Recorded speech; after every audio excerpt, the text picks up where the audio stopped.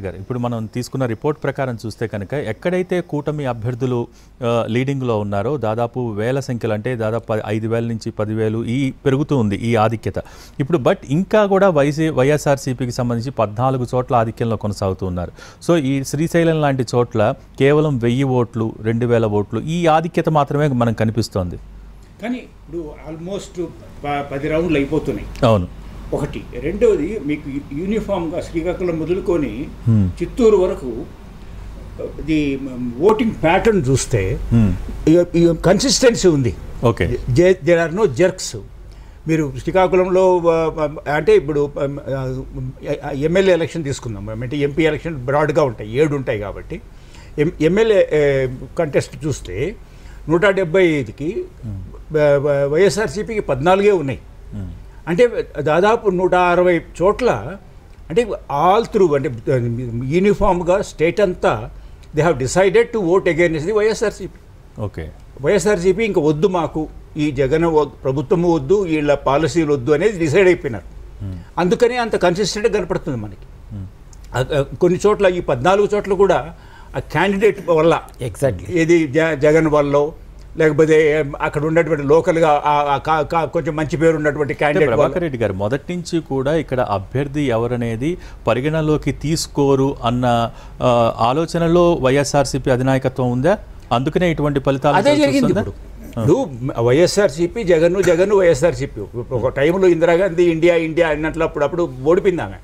Same thing ఈరోజు అలాగే ఆ లెవెల్కి తీసుకెళ్ళిపోయినారు.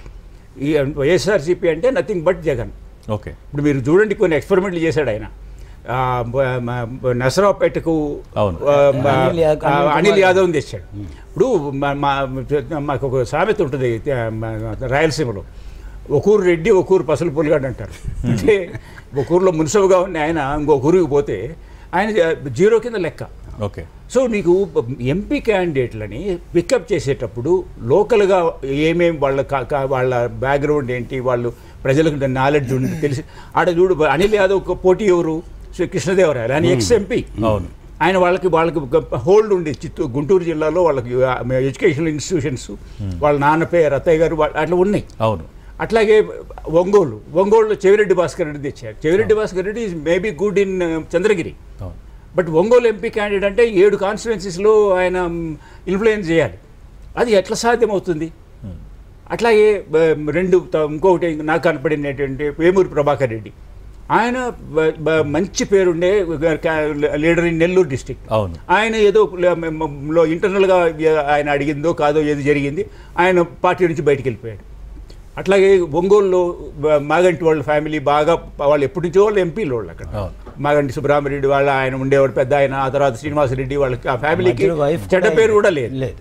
అలాంటి వాళ్ళని తీసుకుపోయి వాళ్ళని పక్కన పెట్టి బయటికి పంపించేస్తే అంటే ఏంటంటే ఆరోగెన్స్ అనుకోవాలా.